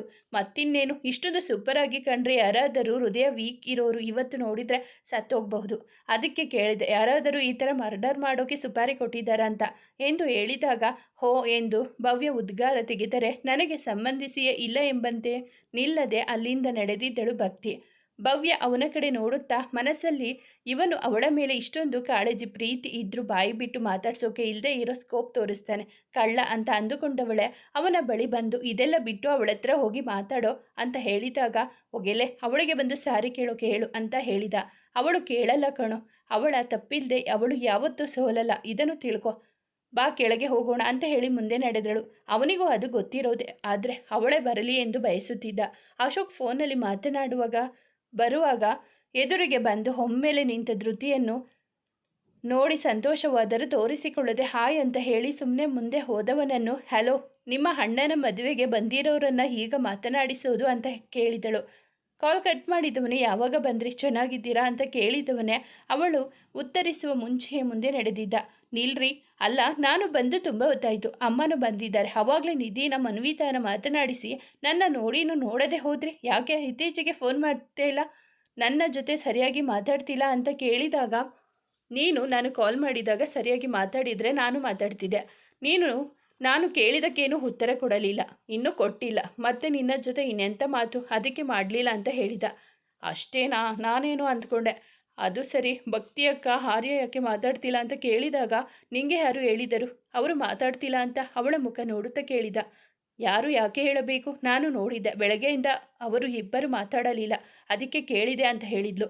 ಅಷ್ಟರಲ್ಲಿ ಅವನ ಫೋನ್ ರಿಂಗಣಿಸಿತು. ಯಾವುದೋ ಅರ್ಜೆಂಟ್ ಕಾಲ್ ಬರ್ತಿದೆ, ಆಮೇಲೆ ಸಿಗ್ತೀನಿ ಅಂದವನೇ ಮುಂದೆ ಹೋಗಲು ಅಯ್ಯೋ ಇರ್ರಿ, ಯಾಕಂತ ಕಾರಣ ಹೇಳಿ ಹೋಗಿ ಅಂತ ಹೇಳಿದಾಗ ಇವಳಿಗೆ ನಾನು ಕೇಳಿದ ವಿಷಯ ಬಿಟ್ಟು ಎಲ್ಲವೂ ಇಂಪಾರ್ಟೆಂಟ್ ಅಂದುಕೊಂಡವ. ಹೀಗೆ ಲವ್ ಮ್ಯಾಟರ್ ಅಂತ ಹೇಳಿ ಫೋನ್ನಲ್ಲಿ ಮಾತನಾಡ್ತಾ ನಡೆದಿದ್ದ. ಅವಳು ಒಮ್ಮೆಲೆ ಶಾಕ್ ಆಗಿ ಅವರಿಬ್ಬರೇ ಲವ್ ಮಾಡ್ತಿದ್ದಾರಾ ಅಂದುಕೊಂಡಳು. ಅವನಿಗೆ ಕೇಳಿಸುವಂತೆ ಅವನ ಹಿಂದೆನೇ ಹೋಗಿ ನಾಳೆಯಿಂದ ದಿನಕ್ಕೆ 4 ಟೈಮ್ ಕಾಲ್ ಬರಬೇಕು ಅಂತ ಹೇಳಿ ಕಣ್ಣು ಹೊಡೆದು ಮುಂದೆ ನಡೆದಿದ್ದಳು. ಅವನಿಗೆ ಅವಳ ಮಾತು ಅರ್ಥ ಆಗಿದ್ದೆ ತಡ. ಹಿಂದೆ ತಿರುಗಿ ನೋಡಿದ. ಅವಳು ಆಗಲೇ ಮುಂದೆ ನಡೆದಿದ್ದಳು. ಖುಷಿಯಲ್ಲಿ ಕಮಲದಂತೆ ಹರಳಿತು. ಅಂದರೆ ಅವರಿಬ್ಬರ ಲವ್ ಮಾಡ್ತಿದ್ದಾರೆ, ಅದಕ್ಕೆ ಜಗಳ ಮಾಡಿಕೊಂಡು ಮಾತು ಬಿಟ್ಟಿದ್ದಾರೆ ಅಂತ ತಿಳಿದುಕೊಂಡವಳೆ ಅವರನ್ನು ಒಂದು ಮಾಡಬೇಕು ಅಂತ ಅಂದುಕೊಂಡಳು. ಆರ್ಯನ ಜೊತೆ ಮಾತನಾಡಬೇಕು ಎಂದುಕೊಳ್ಳುತ್ತಾ ನಡೆದಳು. ಮದುವೆಯೆಲ್ಲ ಮುಗಿದು ಎಲ್ಲರೂ ಊಟ ಮಾಡಿ ಕುಳಿತಿದ್ದರು. ಈ ಕಡೆ ಅಮ್ಮಂದಿರು ಮಾತು ಜೋರಾಗಿದ್ದವು. ಆನಂದ್ ಮದುವೆ ಆಯಿತು, ಇನ್ನೇನಿದ್ದರೂ ಇವಾಗ ನಿಮ್ಮ ಹಬಿ ಮದುವೆ ಜ್ಯೋತಿ. ಹೌದು ಕವಿತಾ, ಆದರೆ ಇವಾಗ ತಾನೇ ಓದು ಮುಗಿಸಿ ಬಂದಿದ್ದಾನೆ. 2 ವರ್ಷವಾಗಿದೆ ಅಷ್ಟೇ, ಇನ್ನು 1-2 ವರ್ಷ ಮಾಡಲ್ಲ. ಹೆಣ್ಣು ನೋಡಿದ್ದೀರಾ? ಇಲ್ಲ. ನಿಮ್ಮ ಅಣ್ಣನ ಮಗಳನ್ನು ತಂದುಕೊಳ್ತೀರಾ? ಅಯ್ಯೋ, ಅವಳು ಅಬಿಗೆ ಚಿಕ್ಕವಳಾಗ್ತಾಳೆ, ಆರ್ಯನ್ಗೆ ಮಾಡಬಹುದು. ಅಂದರೆ ಅಬಿಗೆ ಇನ್ನೂ ಹುಡುಗಿ ಹುಡುಕಬೇಕು ಅನ್ನಿ. ಹೌದು, ಗೊತ್ತಿರೋ ಹುಡುಗಿ, ಒಳ್ಳೆ ಹುಡುಗಿ ನೋಡ್ತೀನಿ. ಹೊಸ ಸಂಬಂಧ, ಬಡವರಾದರೂ ಪರವಾಗಿಲ್ಲ, ಹುಡುಗಿ ಒಳ್ಳೆಯವಳು ಇರಬೇಕು ಅಂತ ಹೇಳಿದರು.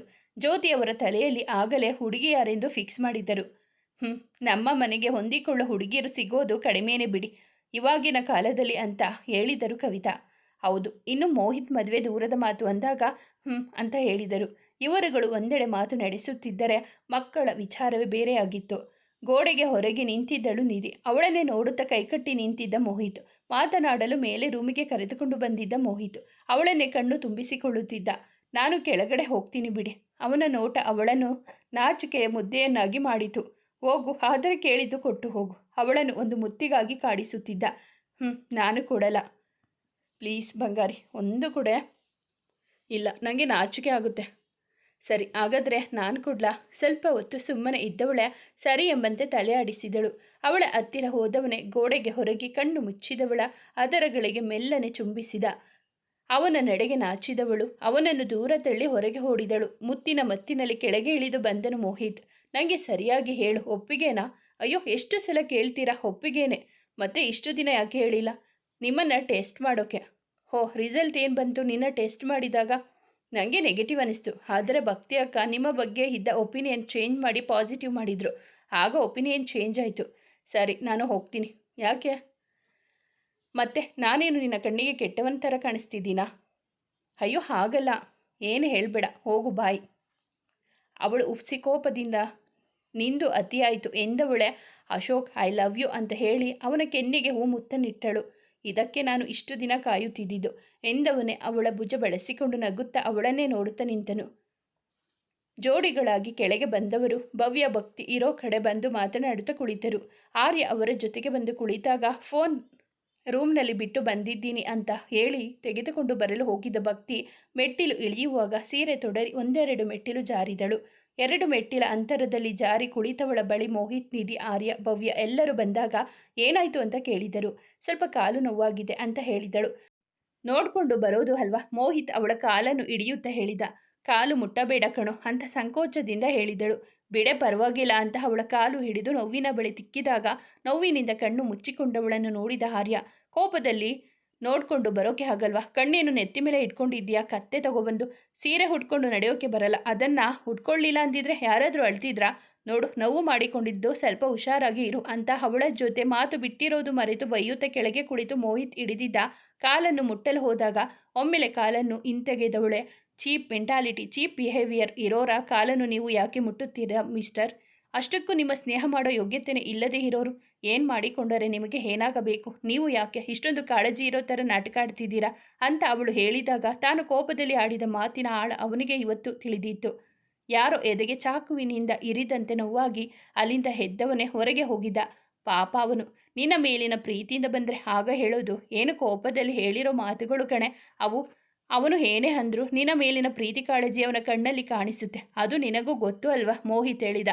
ಗೊತ್ತಿದೆ, ಆದರೆ ಅವನು ಆಡಿರೋ ಮಾತು ಅವನಿಗೆ ಗೊತ್ತಾಗಲಿ ಅಂತ ಹೇಳಿದ್ದು ಎಂದವಳೆ ಎದ್ದೇಳಲು ನೋಡಿದಾಗ ಕಾಲು ಸಣ್ಣಗೆ ನೋಯುತ್ತಿತ್ತು. ಮೋಹಿತ್ ಕೈ ಹಿಡಿದು ಕರೆದುಕೊಂಡು ಬಂದು ಚೇರ್ ಮೇಲೆ ಕೂರಿಸಿದಾಗ ಯಾರಾದರೂ ನೋಡಿ ಕುಂಟಿ ಅಂತ ಅಂದುಕೊಂಡು ಬಿಟ್ಟರೆ ಕಷ್ಟ ಕಣೋ ನಗುತ್ತಾ ಹೇಳಿದಳು. ಅವಳು ನಗುತ್ತಾ ಅವನೊಡನೆ ಮಾತನಾಡಿದ್ದು ದೂರದಲ್ಲಿ ಕುಳಿತು ನೋಡುತ್ತಿದ್ದ ಆರ್ಯನಿಗೆ ಹೊಟ್ಟೆಯಲ್ಲಿ ಏನೋ ಬೆಂಕಿ ಬಿದ್ದಂತೆ ಅನಿಸುತ್ತಿತ್ತು.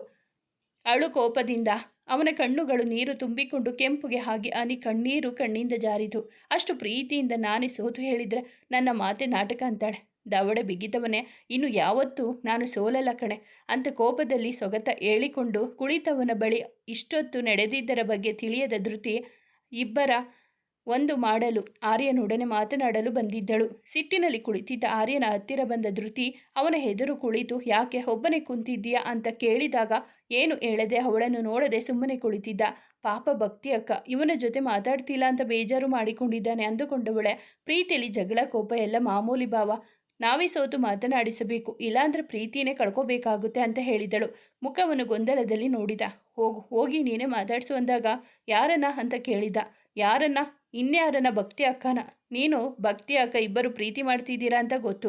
ಹೌದು, ಯಾಕೆ ಜಗಳ ಆಡಿದ್ರಿ? ನೀನೇ ಜಗಳ ಮಾಡಿರ್ತೀಯ ಬಿಡು, ಅಕ್ಕ ಒಳ್ಳೆಯವಳೆ, ನೀನೇ ಕೋಪಿಷ್ಟ, ಅಕ್ಕಂಗೆ ಏನಾದರೂ ಅಂದಿರ್ತೀಯ. ತಕ್ಷಣ ನೆನಪಿಸಿಕೊಂಡವಳೆ. ಹೌದು, ನೀನು ಅದು ಯಾರೋ ಸ್ನೇಹ ಅನ್ನೋವಳನ್ನು ಲವ್ ಮಾಡ್ತಿದ್ದೆ ಅಲ್ವಾ? ಅವಳ ಜೊತೆ ಯಾವಾಗ ಬ್ರೇಕಪ್ ಮಾಡಿಕೊಂಡೆ? ಭಕ್ತಿ ಅಕ್ಕ ಮೇಲೆ ಯಾವಾಗ ಲವ್ ಆಯಿತು? ಮೊದಲು ಯಾರು ನಿಮ್ಮಿಬ್ಬರಲ್ಲಿ ಪ್ರಪೋಸ್ ಮಾಡಿದ್ದು ಹೇಳು ಅಂತ ಒಂದೇ ಸಮನೆ ಪ್ರಶ್ನೆ ಮಾಡಿದ್ದವಳನ್ನು ಶಟಪ್ ಅಂತ ಸಿಟ್ಟಿನಿಂದ ಕಿರುಚಿದಂತೆ ಹೇಳಿದನು. ಹೇಯ್, ನಿಂಗೇನು ತಲೆ ಕೆಟ್ಟಿದ್ಯಾ? ಒಂದೇ ಸಮನೆ ಬಂದು ತಲೆ ತಿಂತಿದ್ಯಾ? ನಾನು ಸ್ನೇಹ ಜೊತೆ ಬ್ರೇಕಪ್ ಮಾಡಿಕೊಂಡು ಆ ಭಕ್ತಿನ ಲವ್ ಮಾಡ್ತಿದ್ದೀನಿ ಅಂತ ಯಾರೇ ನಿಂಗೆ ಹೇಳಿದ್ದು? ಈಡಿಯೇಟ್ ತಗೊಬಂದು ಹೋಗೇ ಇಲ್ಲಿಂದ ಅಂತ ರೇಗಿದ. ನಂಗೇನು ಗೊತ್ತು? ಅಶೋಕ್ ಕೇಳಿದ, ಅದಕ್ಕೆ ಕೇಳಿದ್ದು. ಅಷ್ಟು ಒಳ್ಳೆ ಉರಿಸಿಂಗನ ಥರ ಹಾಡ್ತೀಯ ಅಂದಳು. ಹೊರಗಡೆ ಬಿದ್ದಿರೋ ಕಲ್ಲು ತಂದು ತಲೆ ಮೇಲೆ ಎತ್ತಾಕ್ಬಿಡ್ತೀನಿ ಅಷ್ಟೇ, ಇನ್ನೊಂದು ಸಲ ಲೂಸ್ ಥರ ಮಾತಾಡಿದ್ರೆ ಅಂತ ಸಿಟ್ಟಿನಿಂದ ಹೇಳಿದನು. ಆ ಅಶು ಮಾತು ಕೇಳಿ ನಿನ್ನ ಜೊತೆ ಮಾತಾಡೋಕೆ ಬಂದೆ ನೋಡು, ನನಗೆ ಬುದ್ಧಿ ಇಲ್ಲ ಅಂತ ಅವಳು ಹೇಳಿದಾಗ ಸ್ಟೇಜ್ ಮೇಲೆ ಪರಿಚಯದವರ ಜೊತೆ ಮಾತನಾಡುತ್ತಾ ನಿಂತಿದ್ದ ಅಶೋಕ್ ಫೋನ್ ಮಾಡಿದ ಆರ್ಯ. ಏನೋ ಅಂತ ಕೇಳಿದವನಿಗೆ ನಿನ್ನ ಹತ್ತಿರ ಮಾತಾಡಬೇಕು, ಇಲ್ಲಿ ಬಾ ಅಂತ ಹೇಳಿದ ಆರ್ಯ. ಯಾಕೋ ಅಂತ ಅಶು ಕೇಳಿದಾಗ ನಾಯಿ ನನ್ನ ಮಗನೇ, ಈ ಲೂಸ್ ಹತ್ತಿರ ಏನೋ ಹೇಳಿದ್ದೀಯಾ, ಇದೇ ಬಾ ನಿಂಗೆ ಅಂತ ಹೇಳಿದನು. ಯಾರ ಹತ್ರನೋ ನಾನೇನೋ ಹೇಳಿದೆ ಅಂತ ಕೇಳುತ್ತಾ ಕೆಳಗೆ ಇಳಿದು ಬಂದ ಅಶು. ಧೃತಿಯನ್ನು ಆರ್ಯ ಜೊತೆ ನೋಡಿ ಈ ಮೆಂಟಲ್ ಏನೋ ಎಡವಟ್ ಮಾಡಿದ್ದಾಳೆ ಅಂದುಕೊಂಡವನೇ. ಏನಾಯಿತು ಅಂತ ಕೇಳಿದಾಗ ಏನೋ ನಾನು ಸ್ನೇಹ ಜೊತೆ ಬ್ರೇಕಪ್ ಮಾಡಿಕೊಂಡಿದ್ದೀನಾ, ಆ ಕೊಬ್ಬಿನ ಕೋಳಿನ ನಾನು ಲವ್ ಮಾಡ್ತಿದ್ದೀನಾ ಅಂತ ಕೇಳಿದಾಗ ಯಾರೋ ಹಾಗೆ ಹೇಳಿದ್ದು. ಈ ಕೊಬ್ಬಿನ ಕೋಳಿ ಯಾರು ಅಂತ ಗೊಂದಲದಲ್ಲಿ ಅವನನ್ನೇ ಕೇಳಿದ. ಇನ್ಯಾರು ಇದ್ದಾಳಲ್ಲ ಅವಳೇ ಭಕ್ತಿ, ಅವಳನ್ನು ಲವ್ ಮಾಡ್ತಿದ್ದೀನಿ, ಜಗಳ ಮಾಡಿಕೊಂಡು ಮಾತಾಡೋದು ಬಿಟ್ಟಿದ್ದೀನಿ ಅಂತ ಹೇಳಿದ್ದೀಯಾ ಅಂತ ಹೇಳಿದಾಗ ಧೃತಿ ಕಡೆ ನೋಡಿದ ಅಶು. ತಲೆ ಚಚ್ಚಿಕೊಂಡಿದ್ದ. ಅದಕ್ಕೆ ನಾನು ನಿನ್ನ ಆಫ್ ಮೆಂಟಲ್ ಅಂತ ಕರೆಯೋದು. ನಾನು ಏನೋ ಹೇಳಿದರೆ ನೀನು ಏನೋ ಅರ್ಥ ಮಾಡಿಕೊಳ್ಳುತ್ತೀಯ. ನಾನು ಹೇಳಿದ್ದು ಆರ್ಯ ಲವ್ ಮ್ಯಾಟರ್, ಇಬ್ಬರು ಮಾತಾಡ್ಸೋದು ಬಿಟ್ಟಿದ್ದಾರೆ ಅಂತ, ಇವರು ಇಬ್ಬರು ಲವ್ ಮಾಡ್ತಿದ್ದಾರೆ ಅಂತ ಅಲ್ಲ. ಸರಿಯಾಗಿ ತಿಳ್ಕೊಳ್ದೆ ಇಲ್ಲಿಗೆ ಬಂದಿದ್ದಾಳೆ ಮಾತಾಡೋಕೆ ಅಂತ ರೇಗುತ್ತಾ ಹೇಳಿದವನ ಮುಖವನ್ನು ದುರುಗುಟ್ಟಿ ನೋಡಿದ ಧೃತಿ ಅದನ್ನೇ ಸರಿಯಾಗಿ ಹೇಳಬೇಕು ತಾನೆ ಅಂತ ಹೇಳಿದಳು. ಅಶೋಕ್ ಆರ್ಯ ಕಡೆ ನೋಡುತ್ತಾ ಸಾರಿ ಮಗ, ಅವಳೇನೋ ತಪ್ಪಾಗಿ ತಿಳ್ಕೊಂಡು ಮಾತನಾಡಿದ್ದಾಳೆ, ಬೇಜಾರಾಗ್ಬೇಡ ಅಂತ ಹೇಳಿದ್ದನು. ಅವನಿಗೆ ಕೋಪ ಕಡಿಮೆಯಾಗಿ ಬೇಸರ ಉಂಟಾಗಿತ್ತು. ಏನು ಮಾತನಾಡದೆ ಸುಮ್ಮನೆ ಕುಳಿತ. ಮುಂದೆ ಧೃತಿಯ ಕೈ ಹಿಡಿದು ಬೇರೆ ಕರೆದುಕೊಂಡು ಬಂದ ಅಶೋಕ್ ಕಾಲೇಜಿನಲ್ಲಿ ನಡೆದಿದ್ದ ಪ್ರತಿಯೊಂದು ವಿಷಯವನ್ನು ಚಾಚು ತಪ್ಪದೆ ಅವಳಿಗೆ ಹೇಳಿದ. ಎಲ್ಲದನ್ನು ಕೇಳಿದ ಅವಳಿಗೆ ನಾನು ಈ ವಿಷಯ ಆರ್ಯನೊಡನೆ ಮಾತಾಡಿ ತಪ್ಪು ಮಾಡಿದ್ದೆ ಅನಿಸಿತು. ಅಷ್ಟರಲ್ಲಿ ಗಿಫ್ಟ್ ಕೊಟ್ಟು ಫೋಟೋ ತೆಗೆಸಿಕೊಳ್ಳಲು ಮೋಹಿತ್ ಕರೆದಾಗ ಎಲ್ಲರೂ ಸ್ಟೇಜ್ ಮೇಲೆ ಹೋಗಿ ವಿಶ್ ಮಾಡಿ ಗಿಫ್ಟ್ ಕೊಟ್ಟು ಗ್ರೂಪ್ ಫೋಟೋಗಳನ್ನು ತೆಗೆಸಿಕೊಂಡಿದ್ದರು. ಮದುವೆ ಮುಗಿದು ಹತ್ತಿರದ ನೆಂಟರಿಷ್ಟರು ಬಿಟ್ಟರೆ ಎಲ್ಲರೂ ಮನೆಗೆ ಹೋಗಿದ್ದರು. ಜ್ಯೋತಿ ಅವರು ಮನೆಗೆ ಹೊರಟು ಕವಿತಾ ಅವರ ಜೊತೆ ಮಾತನಾಡುತ್ತಾ ಹೊರಗೆ ಬಂದು ನಿಂತಿದ್ದವರ ಕಣ್ಣಿಗೆ ಆರ್ಯನೊಬ್ಬನೇ ಸಪ್ಪಗೆ ಕುಳಿತಿದ್ದು ಕಾಣಿಸಿತು. ಭಕ್ತಿ ನಿಧಿ ಇನ್ನೊಂದು ಕಡೆಗೆ ಕುಳಿತು ಮಾತನಾಡುತ್ತಿದ್ದರು. ಇವರನ್ನು ನೋಡುತ್ತಿದ್ದವರಿಗೆ ಅವರ ನಡುವೆ ಜಗಳ ಏನಾದರೂ ಆಗಿರಬಹುದು ಎಂಬ ಸಣ್ಣ ಅನುಮಾನ. ಭಕ್ತಿ ಕಾಲು ನೋವಿನ ಬಗ್ಗೆ ತಿಳಿದ ಜ್ಯೋತಿ ಅವರು ಅವಳನ್ನು ಎಷ್ಟೇ ಕರೆದರೂ ಜೊತೆಗೆ ಹೋಗಲು ಒಪ್ಪಿಕೊಳ್ಳಲಿಲ್ಲ. ಆರ್ಯ, ನೀನಾದರೂ ಕರೆಯೋ ನೋಡು, ಬರೋಕೆ ಒಪ್ಪಿಕೊಳ್ಳುತ್ತಿಲ್ಲ ಅಂತ ಜ್ಯೋತಿ ಹೇಳಿದಾಗ ಯಾರೇನು ಚಿಕ್ಕ ಮಗು ಅಲ್ಲ, ಹೋಗೋದು ಬರೋದು ಎಲ್ಲ ಗೊತ್ತಿರುತ್ತೆ, ನಾವು ಹೋಗೋಣ ಅಂತ ಕೋಪದಲ್ಲಿ ಹೇಳಿದ. ಅವನ ಮುಖವನ್ನು ನೋಡುತ್ತಾ ಯಾಕೋ ಹಾಗೆ ಕೋಪ ಮಾಡಿಕೊಳ್ಳುತ್ತೀಯ, ನೀನೇನು ಹೊತ್ತುಕೊಂಡು ಬರ್ತೀಯಾ, ಬಾ ಅಂತ ಹೇಳಿದ್ರೆ ಏನು ನಿನ್ನ ಗಂಟು ಕರಗುತ್ತಾ ಅಂತ ಹೇಳಿದಾಗ ಬೇಕಿದ್ರೆ ನಿನ್ನ ಕಂಕುಳಲ್ಲಿ ಕೂರಿಸಿಕೊಂಡು ಹೊತ್ಕೊಂಡು ಬಾ, ನಾನು ಹೋಗ್ತೀನಿ ಅಂತ ಹೇಳಿದವನೇ ಕಾರ್ ಹತ್ತಿ ಡ್ರೈವಿಂಗ್ ಸೀಟ್ನಲ್ಲಿ ಕುಳಿತಿದ್ದ. ಹಿಂದೆ ಅವನ ಅತ್ತೆ ಧೃತಿ ಕುಳಿತಿದ್ದರು. ಆಂಟಿ ನೀವು ಹೋಗಿ, ನಾನು ಇನ್ನು ಸ್ವಲ್ಪ ಹೊತ್ತು ಇಲ್ಲಿ ಇರ್ತೀನಿ, ಮೋಹಿತ್ ಮನ್ವಿತಾ ನಿಧಿ ಜೊತೆ ಇದ್ದು ಆಮೇಲೆ ಹೋಗ್ತೀನಿ ಅಂದವಳನ್ನ ಕಾಲು ನೋವಿದೆ ಅಂತಿದ್ದೀಯಾ, ಬಂದಿದ್ರೆ ಆಗಿರೋದು ಅಂತ ಬೇಸರದಲ್ಲಿ ಹೇಳಿದಾಗ ಪರವಾಗಿಲ್ಲ ಆಂಟಿ, ಏನು ಅಷ್ಟೊಂದು ನೋವಿಲ್ಲ ಅಂತ ನಗುತ್ತಾ ಹೇಳಿದವಳ ತಲೆ ಸವರಿ ಹುಷಾರು ಅಂತ ಹೇಳಿ ಕಾರ್ ಹತ್ತಿದ್ದರು. ಅವರು ಸರಿಯಾಗಿ ಕುಳಿತು ಬಾ ಹೇಳುವ ಮೊದಲೇ ಶರವೇಗದಲ್ಲಿ ಹೋಗಿದ್ದ. ಯಾವಾಗ ನೋಡಿದರೂ ಮೂಗಿನ ತುದಿಯಲ್ಲಿ ಕೋಪ ಇರುತ್ತೆ, ನೀನು ಒಂದು ಸಲ ಹೇಳಿದ್ದಿದ್ದರೆ ಆಗೋದು ಅಂತ ಜ್ಯೋತಿ ಹೇಳಿದಾಗ ಅವರ ಮುಖವನ್ನು ಒಮ್ಮೆ ಕೋಪದಿಂದ ದಿಟ್ಟಿಸಿ ನೋಡಿ ರಸ್ತೆ ಕಡೆ ಗಮನ ಹರಿಸಿದ. ಮತ್ತೇನು ಮಾತನಾಡದೆ ಅವರ ಧೃತಿ ಅಮ್ಮ ಮೀನಾ ಬಳಿ ಮಾತನಾಡುತ್ತಾ ಕುಳಿತರು. ಭವ್ಯ ಅವಳ ಫ್ಯಾಮಿಲಿ ಜೊತೆಗೆ ಮನೆ ಕಡೆ ಹೋಗಿದ್ದಳು. ಅಶೋಕ್ ಬ್ಯುಸಿ ಇದ್ದ ಕಾರಣ ಮೋಹಿತ್ ಬೈಕ್ನಲ್ಲಿ ಭಕ್ತಿಯನ್ನು ಕರೆದುಕೊಂಡು ಬಂದವ ಮನೆಗೆ ಬಿಟ್ಟು ಹೊರಟಾಗ ಥ್ಯಾಂಕ್ಸ್ ಹೇಳಿದ ಭಕ್ತಿಗೆ, ನಂಗೆ ನಿನ್ನ ಥ್ಯಾಂಕ್ಸ್ ಬೇಡ, ಆದಷ್ಟು ಬೇಗ ನಿನ್ನ ಮತ್ತೆ ಆರ್ಯ ಮಧ್ಯೆ ಇರೋ ಮನಸ್ತಾಪ ಬೇಗ ಸರಿ ಮಾಡ್ಕೊಳ್ಳಿ ಅಂತ ಹೇಳಿದಾಗ ಸುಮ್ಮನೆ ತಲೆ ತಗ್ಗಿಸಿದಳು. ಅವಳಿಂದ ಉತ್ತರ ಹೆದರು ನೋಡುತ್ತಿದ್ದವನಿಗೆ ಅವಳ ಮೌನವೇ ಉತ್ತರ ಎಂಬಂತೆ ನಿಂತಾಗ, ಸರಿ ಬರ್ತೀನಿ ಬಾಯ್ ಅಂತ ಹೇಳಿದ. ಅವಳು ಬಾಯೆಂದಳು. ಅವನು ಹೊರಟ ನಂತರ ಒಳಗೆ ಬಂದವಳೆ ಬಟ್ಟೆ ಬದಲಿಸಿ ಅವನ ಯೋಚನೆಯಲ್ಲಿ ಮುಳುಗಿದಳು. ಈ ಕಡೆ ಮನೆಗೆ ಬಂದ ಆರ್ಯ ರೂಮ್ ಒಕ್ಕವನೇ ಫ್ರೆಶ್ ಆಗಿ ಹಾಸಿಗೆ ಮೇಲೆ ಹೊರಳಿದವನಿಗೆ ಮನಸ್ಸಲ್ಲಿ ಇವತ್ತಿನ ಘಟನೆಗಳೇ ಮರುಕಳಿಸಿದಾಗ ಬೇಸರ ಅವನಲ್ಲಿ ಮನೆ ಮಾಡಿ ಕುಳಿತಂತೆ ಭಾಸವಾಯಿತು. ಯಾಕೋ ಒಂಟಿ ಆಗಿದ್ದೀನಿ ಎಂದು ಅನಿಸಿದಾಗ ಇದಕ್ಕೆ ಏನಾದರೂ ಪರಿಹಾರ ಹುಡುಕಬೇಕು ಎಂದುಕೊಂಡವ ಎಲ್ಲದರಿಂದ ಸ್ವಲ್ಪ ದಿನ ದೂರ ಇರಬೇಕು ಅಂತ ಯೋಚಿಸಿದವನೇ ಮುಂದಿನ ಹೋದಿಗೆ ನೆಪ ಒಡ್ಡಿ ಊರು ಬಿಡುವುದರಲ್ಲಿದ್ದ. ಮುಂದುವರಿಯುವುದು. ಸ್ನೇಹಿತರೆ, ಈ ಕತೆ ನಿಮಗೆ ಇಷ್ಟವಾಗಿದ್ದರೆ ದಯವಿಟ್ಟು ಒಂದು ಲೈಕ್ ಮಾಡಿ, ನಮ್ಮ ಚಾನಲನ್ನು ಸಬ್ಸ್ಕ್ರೈಬ್ ಆಗಿ ಪಕ್ಕದಲ್ಲಿರುವ ಬೆಲ್ ಬಟನ್ ಕ್ಲಿಕ್ ಮಾಡಿ. ನಿಮ್ಮ ಫ್ರೆಂಡ್ಸ್ ಆ್ಯಂಡ್ ಫ್ಯಾಮಿಲಿಗೆ ಈ ಕಥೆಯನ್ನು ಶೇರ್ ಮಾಡಿ. ನಿಮ್ಮ ಅನಿಸಿಕೆ ಅಭಿಪ್ರಾಯವನ್ನು ಕಾಮೆಂಟಲ್ಲಿ ತಿಳಿಸಿ. ಕಥೆಯನ್ನು ಕೇಳಿದ್ದಕ್ಕಾಗಿ ಧನ್ಯವಾದಗಳು.